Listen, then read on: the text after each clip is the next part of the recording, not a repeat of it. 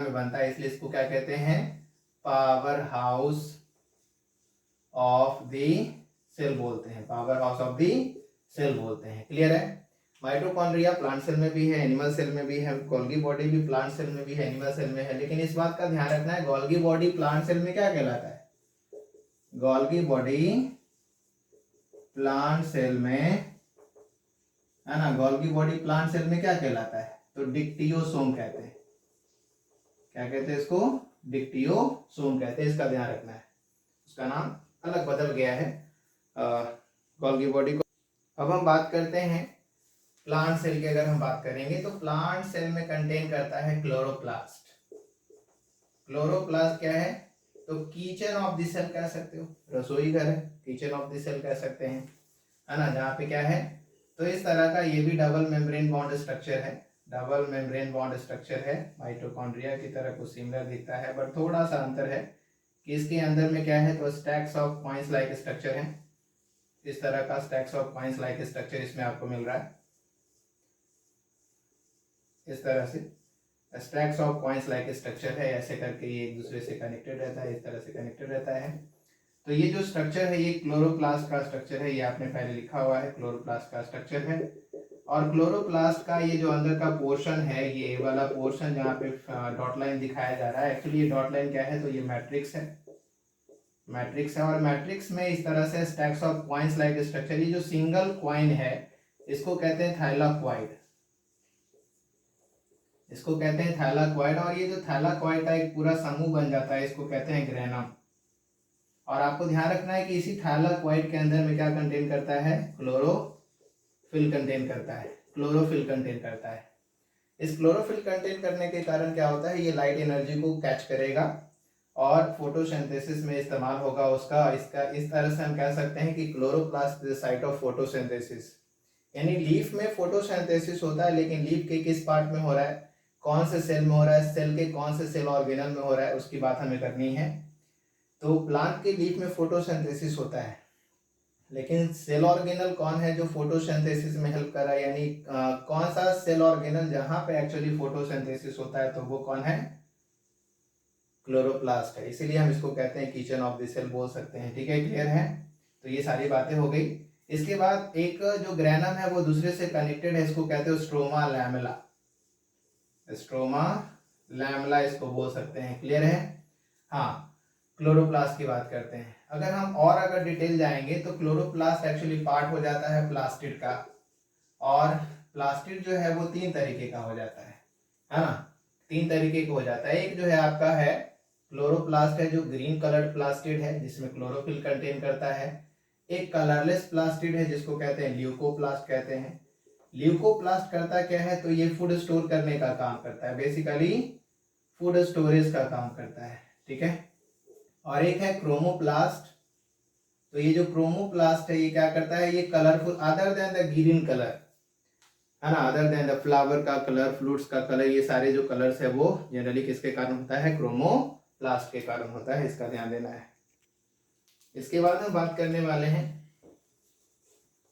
Vacuole की। Plant cell में क्या होता है, लगभग 50 to 90% जो पार्ट है वो वैक्यूल कवर करता है।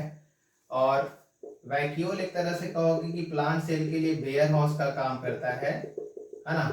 तो प्लांट सेल में जो वैक्यूल है जो लगभग 50 to 90% 50 to 90% पार्ट ऑक्युपाई कर लेता है, 50 to 90% पार्ट ऑक्युपाई कर लेता है। और इसके अंदर जो भरा हुआ फ्लूइड है उसको कहते क्या है, सेल सैप, है ना, उसको क्या कहते हैं, सेल सैप कहते हैं। और सेल ये जो मेम्ब्रेन कवर्ड है, तो जो मेम्ब्रेन ऑफ द वैक्यूल है इसको कहते हैं क्या है, टोनोप्लास्ट, टोनोप्लास्ट कहते हैं। स्टोरेज हाउस हो गया, एक तरह से वेयर हाउस हो गया। ये पूरा का पूरा होल स्ट्रक्चर क्या है, वैक्यूल है। प्लांट सेल में लार्ज वैक्यूल है। एनिमल सेल में आइदर वैक्यूल प्रेजेंट होता है तो बहुत छोटे छोटे होते हैं और न्यूमरस होते हैं, बड़ा सा वैक्यूल एनिमल सेल में नहीं होता है।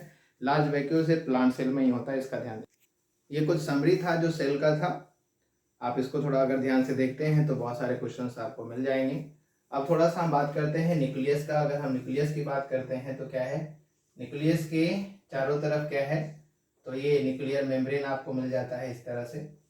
और न्यूक्लियर मेम्ब्रेन पूरी तरह से कवर्ड नहीं है, बल्कि इसमें भी छोटे छोटे पोर्स मिलते हैं जिसको हम कह सकते हैं न्यूक्लियोपोर कह सकते हैं। ये न्यूक्लियोपोर प्रेजेंट होता है ना, न्यूक्लियोपोर यानी ये वाला जो पार्ट है ये न्यूक्लियोपोर है। न्यूक्लियोपोर इसको क्या रखते हो, ये न्यूक्लियर इन्वेलप है या न्यूक्लियर मेम्ब्रेन इसको कह सकते हैं, न्यूक्लियर मेम्ब्रेन इसको कह सकते हो। इसके अंदर में देखोगे तो जो फ्लूइड भरा हुआ है, इसके अंदर भी फ्लूइड भरा हुआ रहता है। इस फ्लूइड को हम कह देते क्या है, न्यूक्लियोप्लाज्म। और इस न्यूक्लियोप्लाज्म में एक डेंस स्ट्रक्चर मिलता है, इस डेंस स्ट्रक्चर को कहते हैं न्यूक्लियोलस।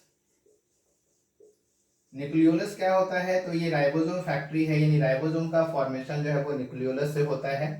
और इसके बाद इसमें network of thread like structure आपको मिल रहा है। तो नेटवर्क ऑफ थ्रेड लाइक जो स्ट्रक्चर है इसको हम यहाँ पे क्रोमैटिन कह सकते हैं, क्रोमैटिन इसको कह देते हैं।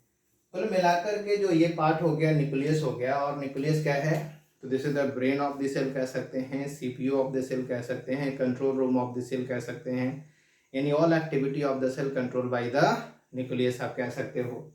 न्यूक्लियस के अंदर क्रोमैटिन है, यानी क्रोमैटिन जो है उसमें क्या क्या कंटेन कर रहा है, तो क्रोमैटिन के अंदर कंटेन कर रहा है डीएनए कंटेन कर रहा है और हिस्टोन प्रोटीन कंटेन कर रहा है। क्या है, डीएनए में हिस्टोन प्रोटीन कंटेन कर रहा है, डीएनए और हिस्टोन प्रोटीन है।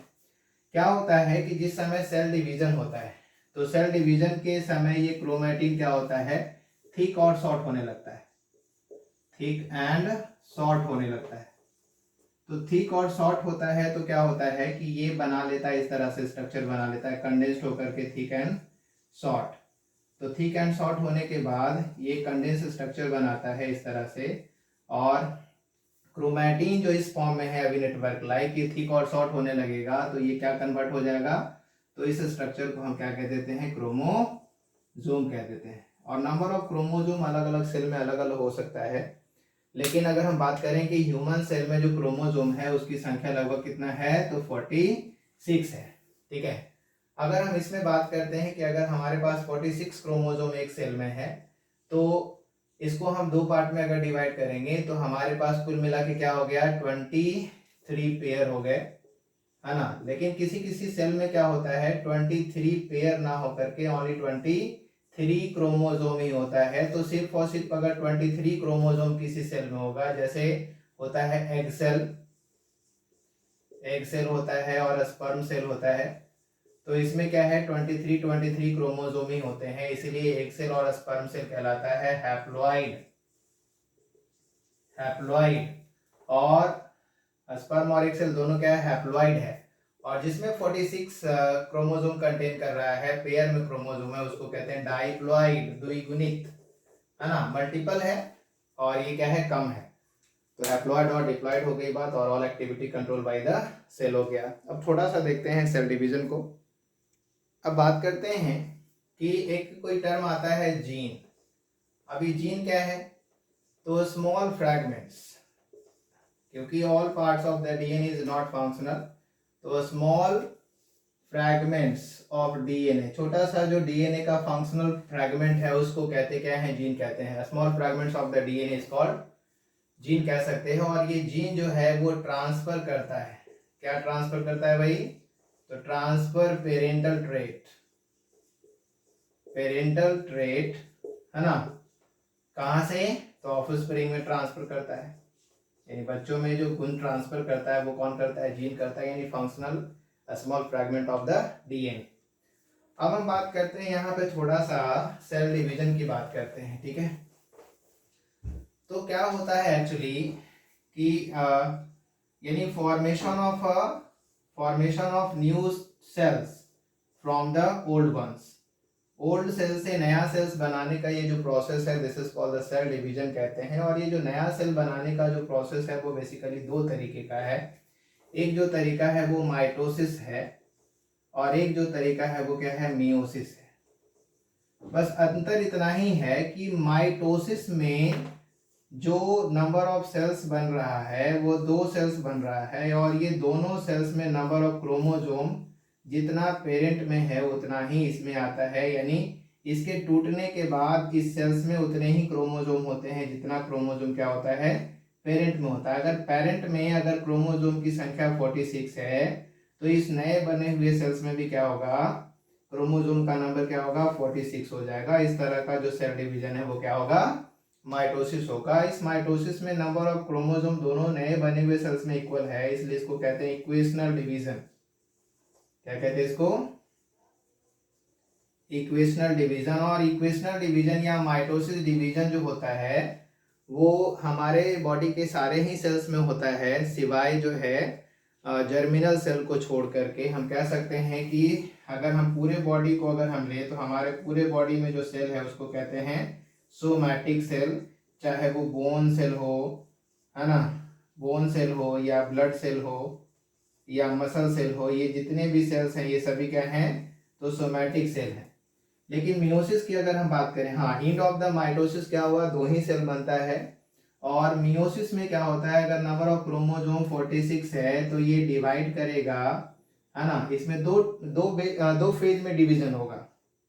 एक फर्स्ट फेज में जैसे ही डिवीजन होगा तो क्रोमोसोम हाफ हो जाते हैं, और फिर इसमें फिर डिवीजन होता है तो क्रोमोसोम स्टेबल ही रह जाता है, 23 और 23 रह जाते हैं। यानी end of the meiosis division में कितने सेल्स बन गए, तो 4 सेल्स बन गए, है ना, 4 हैप्लॉइड सेल्स बन जाता है।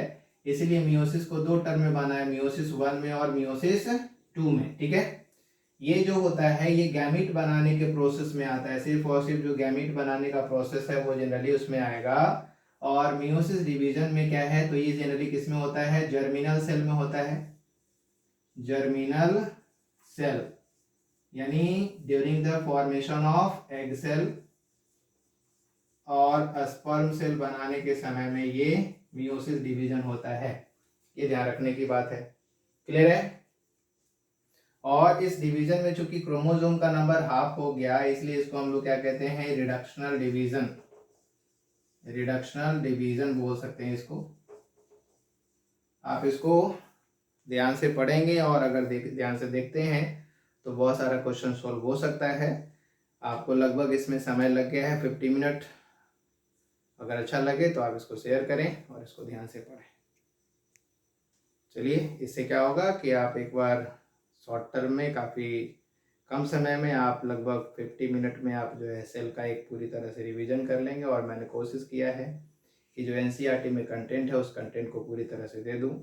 और भी बहुत सारे पार्ट हैं सेल के, लेकिन वो आपके सिलेबस के अनुसार से नहीं है, इसलिए उसको अभी हटाया गया है। अगर उसको देते हैं तो उसमें और ज़्यादा समय लगेगा, और इतना में आप चाहो तो अच्छा स्कोर कर सकते हो। Thank you.